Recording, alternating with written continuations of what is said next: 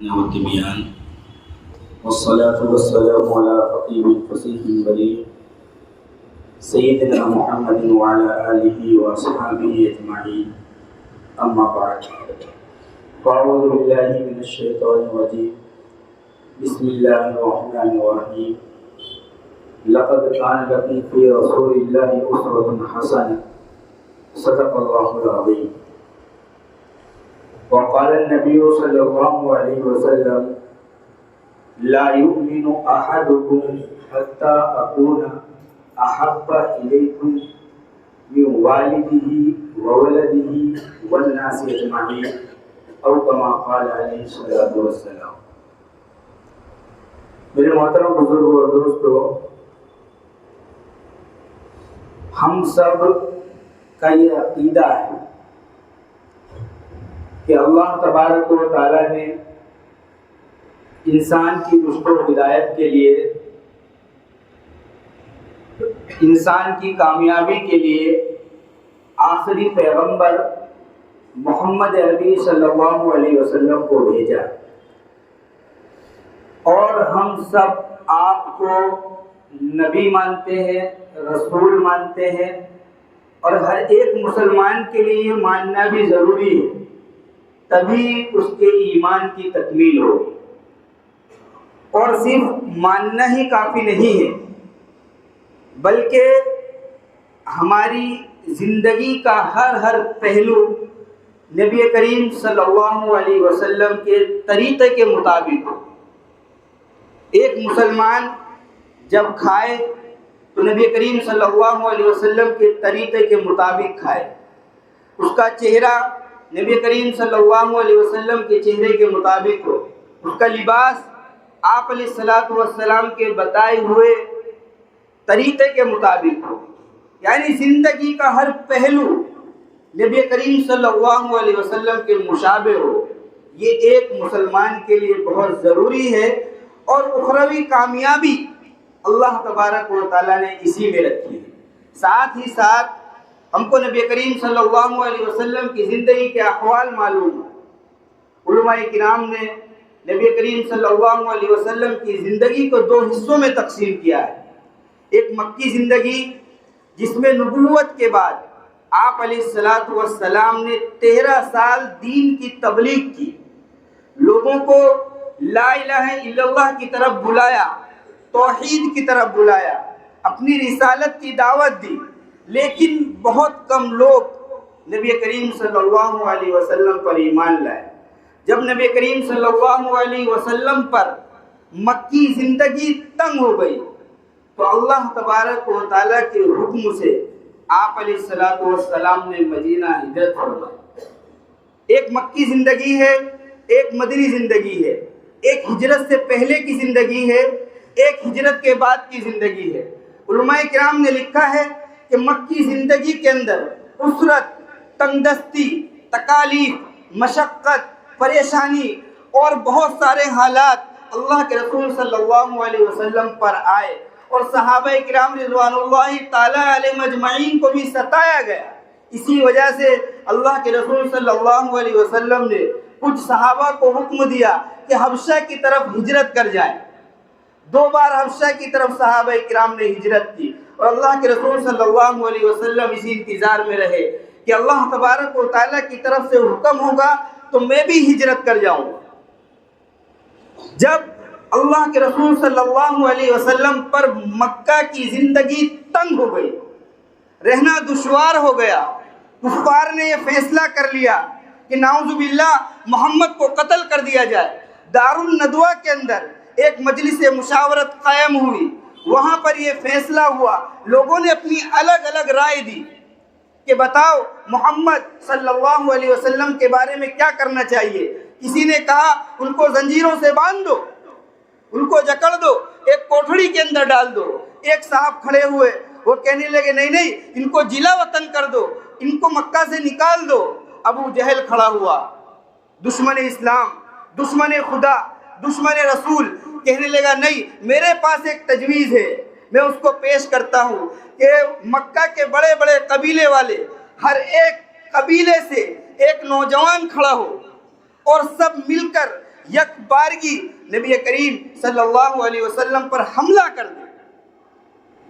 قریش کو، بنو ہاشم کو، نبی کریم صلی اللہ علیہ وسلم کے خاندان کو بدلہ لینے کی ہمت نہیں ہوگی. جب سب ایک طرف ہو جائیں گے، شیطان بھی اس مجلس میں شریک تھا، وہ کہنے لگا ہاں یہ تجویز مناسب ہے، یہ بہتر ہے، اسی پر عمل کیا جائے. مجلس مشاورت ختم ہوتی ہے، نوجوانوں کی ایک ٹولی نبی کریم صلی اللہ علیہ وسلم کے دروازے پر آ جاتی ہے. اللہ تبارک و تعالیٰ کی طرف سے آپ علیہ الصلوۃ والسلام کو یہ بتا دیا جاتا ہے کہ یہ کفار ناپاک سازش کرنے والے ہیں، آج آپ ہجرت کے لیے نکل جائیے. اللہ کے رسول صلی اللہ علیہ وسلم نے حضرت علی کو بلایا اور کہا کہ علی، میں ہجرت کرنے والا ہوں، آج رات میرے بستر پر آپ کو سونا ہے. میرے دوستو، یہ بستر نہیں تھا، یہ قتل گاہ تھی. حضرت علی رضی اللہ تعالیٰ عنہ کو معلوم ہے کہ کفار مکہ کچھ بھی کر سکتے ہیں، لیکن نبی کریم صلی اللہ علیہ وسلم کا حکم ہے.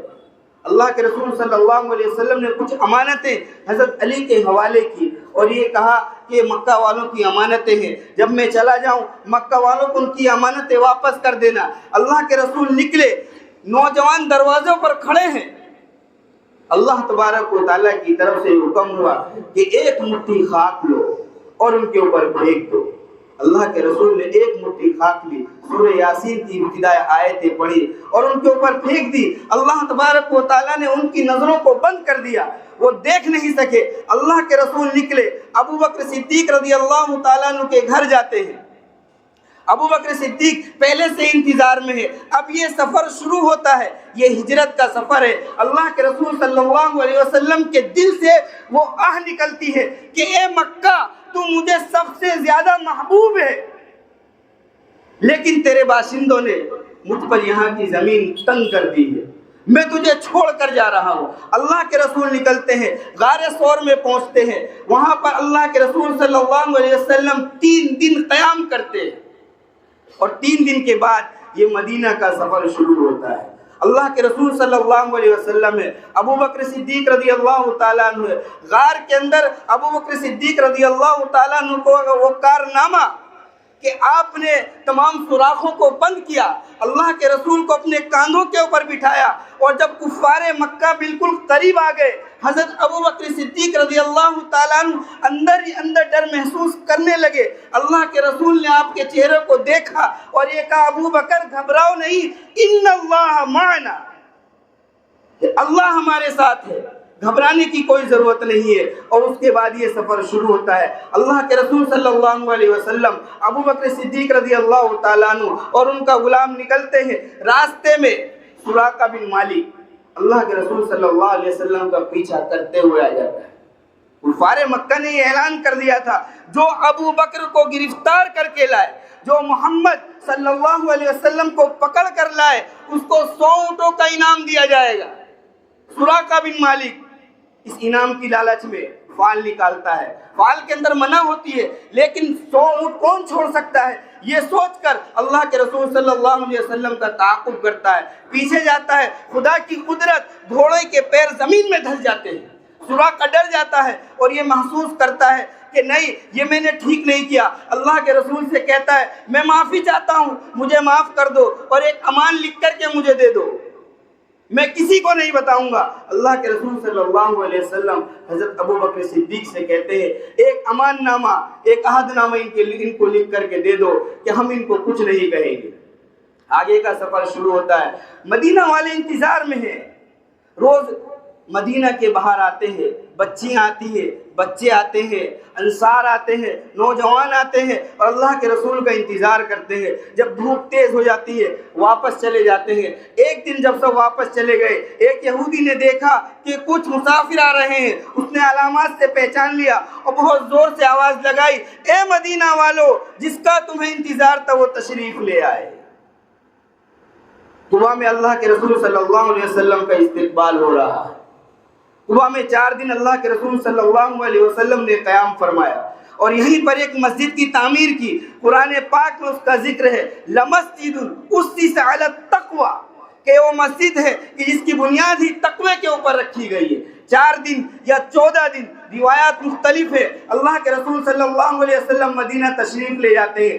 پیر کا دن ہے. پیر کے دن 12 ربیع الاول کو نبی کریم صلی اللہ علیہ وسلم مدینۃ المنورہ کی حدود میں داخل ہوتے ہیں.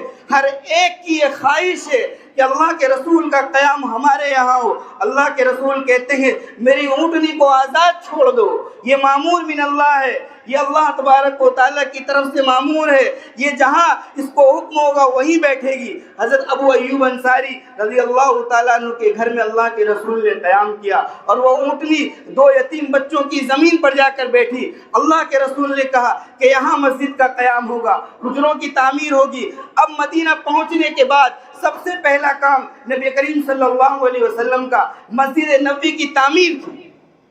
اور ہر مسلمان کے ساتھ یہ ہونا چاہیے کہ جب ہماری کہیں نئی آبادی ہو, ہم کسی جگہ نیا شہر بسائے, تو سب سے پہلے اللہ تبارک و تعالیٰ کا گھر بنایا جائے.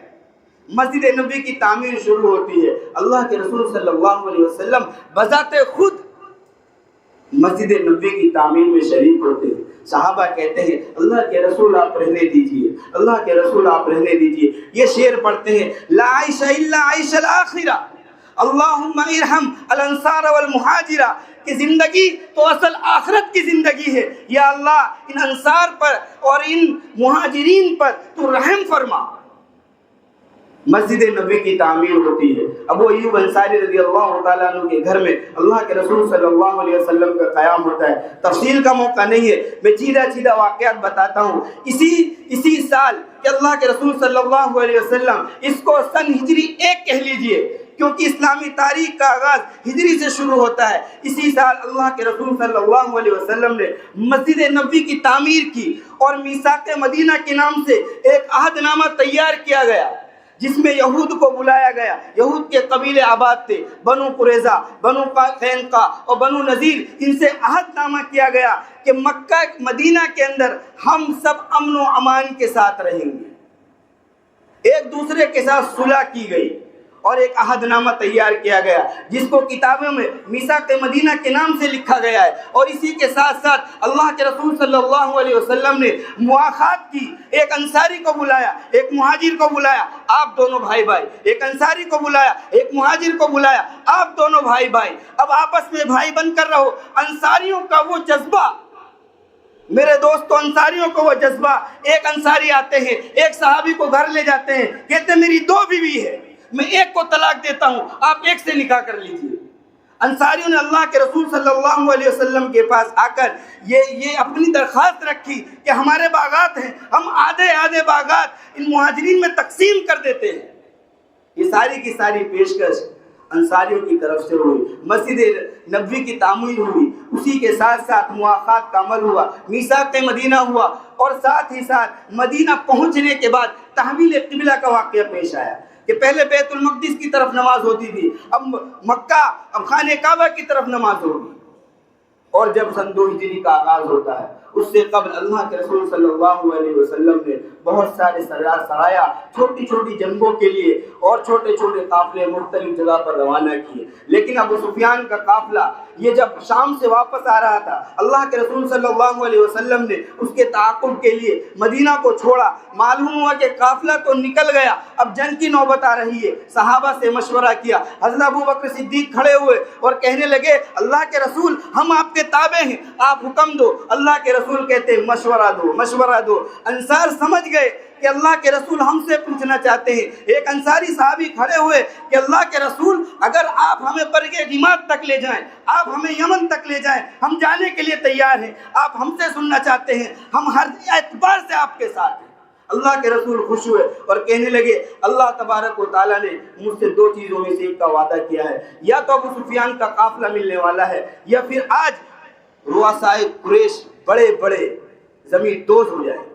اور پھر وہ بدر کا قصہ پیش آتا ہے اور بڑے بڑے رؤسا سب کو قتل کر دیا جاتا ہے. 70 قتل ہو جاتے ہیں اور 70 کو گرفتار کر لیا جاتا ہے. غزوہ بدر کے بعد سن 3 ہجری اب کفار مکہ جوش میں اندر ہی اندر تھوڑا محسوس کر رہے ہیں کہ یہ کیا ہو گیا. میں تفصیل میں جانا نہیں چاہتا. یہ سن 3 ہجری کا آغاز ہوتا ہے. شوال سن 3 ہجری کے اندر احد کا واقعہ پیش آتا ہے. اللہ کے رسول صحابہ سے مشورہ کرتے ہیں کہ بتاؤ مدینہ میں رہ کر مقابلہ کیا جائے یا باہر نکل کر. وہ صحابہ جو غزوہ بدر میں شریک نہیں ہو سکے تھے انہوں نے کہا نہیں ہم باہر جا کر جنگ کریں گے. بہرحال یہ طے ہوا کہ باہر نکل کے جنگ کریں گے. غزوہ احد کا واقعہ پیش آیا. اللہ کے رسول نے 50 سواروں کو ایک پہاڑی کے اوپر متعین کر دیا. کہا کہ شکست ہو یا فتح ہو اترنا نہیں ہے. لیکن اللہ کے رسول صلی اللہ علیہ وسلم کے حکم کو نہیں مانا گیا. کچھ صحابہ اتر آئے اور غزوہ احد کے اندر مسلمانوں کو بہت بھاری نقصان ہوا. غزوہ احد پورا ہو گیا. سن 4 ہجری آتی ہے. سن 4 ہجری کے اندر رجی کا قصہ پیش آتا ہے کہ کچھ لوگ آتے ہیں اللہ کے رسول سے کہتے ہیں کہ اللہ کے رسول ہمارے لیے تعلیم کے لیے کچھ لوگوں کو بھیج دیجئے. اللہ کے رسول 6-7 صحابہ کو بھیجتے ہیں. وہ ان کے ساتھ دھوکہ کرتے ہیں. ان کو شہید کر دیا جاتا ہے. بیر معونہ پیش آتا ہے. 40 صحابہ کرام کو دھوکے سے شہید کر دیا جاتا ہے. اللہ کے رسول صلی اللہ علیہ وسلم نے اس بیر معونہ کے قصے کے بعد 1 مہینے تک قنوت نازلہ پڑھی.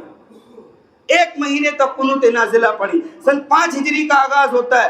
غزوہ خندق پیش آتا ہے. یہود کفار مکہ کے پاس جاتے ہیں. سارے یہودی ایک جگہ جمع ہو جاتے ہیں. کفار مکہ سے کہتے ہیں کہ چلو مدینہ کے اوپر حملہ کرتے ہیں. سارا کا سارا عرب جمع ہو کر مدینہ کا گھیراؤ کر لیتا ہے. سارا کا سارا عرب جمع ہو جاتا ہے کہ نہیں مسلمانوں کو ختم کر دیا جائے گا, ان کو نیست و نابود کر دیا جائے گا. میرے خدا کی قدرت کہ یہ سارے کے سارے ناکام لوٹے. یہ وہی غزوہ خندق ہے کہ جس میں نبی کریم صلی اللہ علیہ وسلم کی 3 نمازیں قضا ہوئی. ظہر کی نماز چھوٹی, عصر کی نماز چھوٹی, مغرب کی نماز چھوٹی. عشاء کے وقت میں اللہ کے رسول صلی اللہ علیہ وسلم نے ان 4 نمازوں کو قضا کیا, ان 4 نمازوں کو پڑھا. اور اس کے بعد اللہ تبارک و تعالیٰ کی طرف سے کچھ طوفان آیا, آندھیاں آئی اور ان کے خیمے اکھڑنے لگے. ان کا راشن ختم ہونے لگا. یہ واپس چلے گئے. سن 6 ہجری کا آغاز ہوتا ہے. غزوہ بنو مختلف پیش آتا ہے. غزوہ بنو مختلف بنی خزاعہ کا ایک قبیلہ ہے. انہوں نے اللہ کے رسول صلی اللہ علیہ وسلم کے خلاف سازش شروع کی. نبی کریم صلی اللہ علیہ وسلم ان کے مقابلے کے لیے نکلے. بریسی ایک چشمہ ہے, وہاں پر اللہ کے رسول صلی اللہ علیہ وسلم کا اور ان کا آپس میں تصادم ہوا. نبی کریم صلی اللہ علیہ وسلم کو فتح ہوئی, اسلام جیت گیا. اور اسی موقع پر حضرت جویریہ رضی اللہ تعالی عنہ ایک صحابی کے حصے میں آئی اور اللہ کے رسول صلی اللہ علیہ وسلم نے ان سے نکاح فرمایا. اسی غزوے کے اندر وہ دردناک واقعہ بھی پیش آیا کہ امی عائشہ صدیقہ رضی اللہ تعالی عنہ پر زنا کی تہمت لگائی گئی. جب یہ سفر قافلہ واپس آنے لگا تو امی عائشہ صدیقہ رضی اللہ تعالیٰ عنہ قضاء حاجت کے لیے نکلی. صحابہ نے سوچا کہ امی عائشہ اپنے قجاوے میں ہوں گی, لے کر نکل پڑے. امی عائشہ صدیقہ رضی اللہ تعالیٰ عنہ نے دیکھا کہ قافلہ چلا گیا, قافلہ چلا گیا. اب امی عائشہ صدیقہ رضی اللہ تعالیٰ عنہ وہیں بیٹھ گئی. ایک صحابی آئے اور انہوں نے دیکھا کہ تو امی عائشہ ہے. پڑھا انا للہ و انا الیہ راجعون, لے کر کے مدینہ آئے. مدینہ آنے کے بعد لوگوں میں چیمیں گوئیاں شروع ہو گئی. عبداللہ ابن ابی یہ جو منافق ہے اس نے خوب اس کا چرچا کیا, خوب چرچا کیا اور امی عائشہ صدیقہ رضی اللہ تعالیٰ عنہ پر زنا کی تہمت لگائی. اللہ کے رسول صلی اللہ علیہ وسلم کا دل اندر ہی اندر سے کڑھنے لگا. آپ منبر کے اوپر کھڑے ہوئے اور آپ نے کہا اے لوگوں کیا ہو گیا ہے کہ کچھ لوگ میرے اہل و عیال کے اوپر تہمت لگاتے ہیں, ان کے بارے میں نامناسب باتیں کہتے ہیں. میرے دوستو یہ قصہ ہے کہ آدمی کا دل پھٹ جائے. ام المؤمنین امی عائشہ صدیقہ رضی اللہ تعالیٰ عنہ پر زنا کی تہمت لگائی. امی عائشہ کہتی ہے کہ میں بیمار ہو گئی. میں نے اللہ کے رسول کو دیکھا کہ توجہ کم ہوتی جا رہی ہے. میں نے آپ سے اجازت چاہی کہ مجھے میری والدہ کے یہاں بھیج دیجئے. اللہ کے رسول نے کہا ٹھیک ہے چلی جاؤ. کہنے لگی ایک دن رات میں قضاء حاجت کے لیے نکلی تو مستہ کی والدہ میرے ساتھ تھی, ان کو ٹھوکر لگی تو وہ کہنے لگی ہلاک ہو مستہ. میں نے کہا وہ تو بدری صحابی ہیں, ان کو کیوں ہلاکت میں ڈالتی ہو؟ کہنے لگے عائشہ تجھے پتہ نہیں ہے تیرے ساتھ ایسی ایسی ناانصافی ہو رہی ہے. امی عائشہ کہتی ہے یہ سننے کے بعد مجھے قضاء حاجت کرنے کی بھی طاقت نہیں رہی. میں گھر آئی, میں نے اپنی امی سے پوچھا, اپنے ابو سے پوچھا, کسی نے کوئی جواب نہیں دیا. میں اندر ہی اندر تڑپنے لگی. میں اتنا روئی کہ آنسو خشک ہو گئے.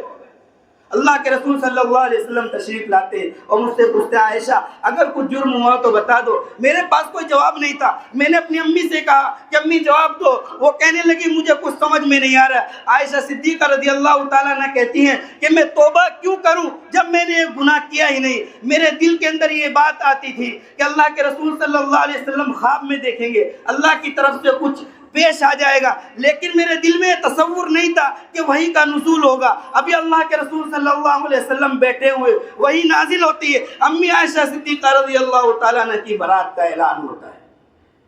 یہ وہی غزوہ ہے. اور اسی سال پھر اس کے بعد اللہ کے رسول صلی اللہ علیہ وسلم عمرہ کے لیے جاتے ہیں. صلح حدیبیہ کا قصہ پیش آتا ہے اور سن 7 ہجری کے اندر پھر اللہ کے رسول صلی اللہ علیہ وسلم خیبر کے لیے نکلتے ہیں اور سن 7 ہجری میں ہی اللہ کے رسول صلی اللہ علیہ وسلم اپنے عمرے کی قضا کرتے ہیں. سن 7 ہجری میں اللہ کے رسول صلی اللہ علیہ وسلم اپنے عمرے کی قضا کرتے ہیں اور واپسی میں ایک جگہ آرام فرماتے ہیں. حضرت بلال رضی اللہ تعالیٰ عنہ سب کو اٹھانے کی ذمہ داری لیتے ہیں لیکن آنکھ نہیں کھلتی. حضرت بلال سے اللہ کے رسول کہتے ہیں کہ کیا ہوا؟ کہنے لگے اللہ کے رسول جس ذات نے آپ کو سلا دیا اس ذات نے ہم کو بھی سلا دیا. اللہ کے رسول نے کہا یہاں سے کوچ کرو. یہ چوتھی نماز تھی فجر کی نماز جو اللہ کے رسول صلی اللہ علیہ وسلم کی قضا ہوئی اور آپ نے آگے جا کر اس نماز کو مکمل کیا. سن 8 ہجری کا آغاز ہوتا ہے. کفار مکہ کی طرف سے بدعہدی شروع ہوتی ہے اور اللہ کے رسول صلی اللہ علیہ وسلم صلح حدیبیہ کے معاہدے کو ختم کر دیتے ہیں. ابو سفیان دوڑتا مدینہ میں آتا ہے اور یہ کہتا ہے کہ نہیں ہم اس معاہدے کو دوبارہ کرنا چاہتے ہیں. اللہ کے رسول خاموش رہتے ہیں. وہ ابو بکر کے پاس جاتا ہے, ابو بکر بھی خاموش رہتے ہیں. حضرت عمر کے پاس جاتا ہے. حضرت عمر کہتے ہیں میرے اختیار میں ہو تو میں تجھے قتل کر دوں. حضرت علی رضی اللہ تعالیٰ عنہ کے پاس جاتا ہے. حضرت علی رضی اللہ تعالیٰ عنہ کہتے ہیں کہ یہ دین کا معاملہ ہے اور دین کے معاملے میں اللہ کے رسول صلی اللہ علیہ وسلم کسی کی سننے والے نہیں ہیں. حضرت فاطمہ رضی اللہ تعالیٰ عنہ وہاں بیٹھی ہوتی ہے. ان سے کہتا ہے کہ اپنے بچوں سے کہو کہ یہ اپنے نانا جان سے کہہ دے کہ معاہدہ دوبارہ ہو جائے. وہ کہتی ہے میرے بچے اس قابل نہیں ہیں, ابھی یہ چھوٹے ہیں. حضرت علی کہتے ہیں کہ جاؤ میں تم کو ایک مشورہ دیتا ہوں کہ تم مسجد نبوی کے اندر کھڑے ہو کر یہ کہہ دو کہ میں معاہدے کی تجدید کرتا ہوں. ابو سفیان جاتا ہے اور اس تجدید کا اعلان کرتا ہے. اللہ کے رسول کوئی جواب نہیں دیتے ہیں اور اس کے بعد اللہ کے رسول تیاری کا حکم دیتے ہیں. ابو بکر صدیق رضی اللہ تعالیٰ عنہ گھر میں آتے ہیں. امی عائشہ صدیقہ رضی اللہ تعالیٰ عنہ کو دیکھتے ہیں کہ وہ سامان کی تیاری کر رہی ہے. ابو بکر صدیق پوچھتے ہیں کیا معاملہ ہے؟ کہ اللہ کے رسول نے حکم دیا ہے کہ سامان تیار کرو. حضرت ابو بکر صدیق بھی سامان تیار کرتے ہیں اور اللہ کے رسول صلی اللہ علیہ وسلم اب مکہ کی طرف روانہ ہوتے ہیں. وہ مکہ جہاں سے اللہ کے رسول صلی اللہ علیہ وسلم کو نکالا گیا, وہ مکہ جہاں پر اللہ کے رسول صلی اللہ علیہ وسلم کو تکلیفیں دی گئی, وہ مکہ جہاں پر اللہ کے رسول صلی اللہ علیہ وسلم کو قید کر دیا گیا. اب میرے اور آپ کے آقا محمد عربی صلی اللہ علیہ وسلم مکہ المکرمہ میں جاتے ہیں. آپ کے پاس پورا پاور ہے, مکمل طاقت ہے, قوت ہے. آپ چاہتے تو یہ اعلان کر دیتے کہ سب کو قتل کر دیا جائے, ایک بھی کفار زندہ نہ رہے, ایک بھی مشرک زندہ نہ رہے. لیکن اللہ کے رسول صلی اللہ علیہ وسلم یہ اعلان نہیں کرتے, بلکہ ایک صحابی یہ کہتے ہیں کہ آج تو قتال کا دن ہے, آج تو جنگ کا دن ہے. اللہ کے رسول صلی اللہ علیہ وسلم کہتے ہیں کہ نہیں, الیوم یوم المرحمہ, الیوم یوم المرحمہ فانتم الطلقاء, کہ آج تو رحم کا دن ہے, آج تو معافی کا دن ہے, آج تم سب آزاد ہو. جو ابو سفیان کے گھر میں چلا جائے اس کے لیے معافی کا اعلان ہے, جو ہندا کے گھر میں چلا جائے اس کے لیے معافی کا اعلان ہے, جو اپنے گھر کے دروازے کو بند کر لے اس کے لیے معافی کا اعلان ہے, جو حرم میں چلا جائے اس کے لیے معافی کا اعلان ہے. ہر ایک کے لیے اللہ کے رسول صلی اللہ علیہ وسلم معافی کا اعلان. چند لوگ تھے کہ جن سے اللہ کے رسول صلی اللہ علیہ وسلم کو بہت زیادہ اذیت ہوئی تھی. اللہ کے رسول نے کہا یہ اگر خانہ کعبہ سے بھی چمٹ جائے تو ان کو قتل کر دیا جائے.